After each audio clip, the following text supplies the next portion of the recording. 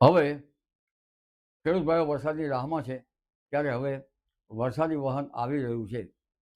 પરંતુ લગભગ આ વરસાદ જે 20મી જુલાઈ પછીનું તેનું વરસાદી પાણી સારું ગણાય છે.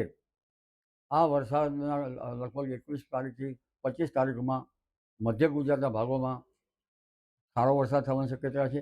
કોઈ ભાગમાં 4 ઇંચ જેવો વરસાદ થવાની શક્યતા, એથી વધુ વરસાદ થવાની શક્યતા છે. મહીસાગરના ભાગોમાં વરસાદ થવાની શક્યતા છે અને વડોદરાના ભાગોમાં પણ વરસાદ થવાની શક્યતા છે. અમદાવાદના ભાગોમાં પણ ભારે વરસાદી ઝાપટા પડી શકવાની શક્યતા છે. ગાંધીનગરના ભાગોમાં પણ ભારે વરસાદી ઝાપટા પડી શકવાની શક્યતા છે. આ ઉપરાંત ઉત્તર ગુજરાતના ભાગોમાં હળવાથી માંડીને 2 કે 3 ઇંચ કે તેથી વધુ વરસાદ થવાની શક્યતા છે. સાબરકાંઠા, અરવલ્લીના ભાગોમાં પણ વરસાદ થવાની શક્યતા છે. પંચમહાલના ભાગોમાં પણ વરસાદ થવાની શક્યતા રહે છે. આ ઉપરાંત ઉત્તર સૌરાષ્ટ્રના ભાગોમાં પણ સારો વરસાદ થવાની શક્યતા છે.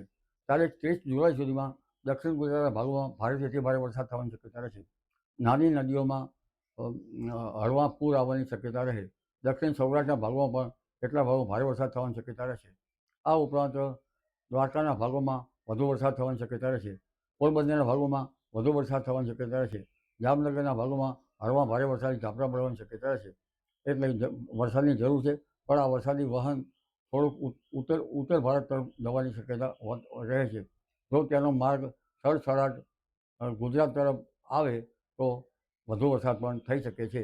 આ આગાહી અમે જે માને તેમના માટે કરેલ છે, જે ન માને તેના માટે કંઈ નહીં. આ આગાહી અમે દાવાદોરી અમારા પર થાય તેના માટે અમે બંધાયેલા નથી. કારણ કે અમે શુભ આશયથી કરીએ છીએ અને જેને માનવી હોય માને, ન માનવું તેને ન માને. કારણ કે આ આગાહીથી કોઈ નુકસાનીના વળતર માટે અમે જવાબદાર નથી.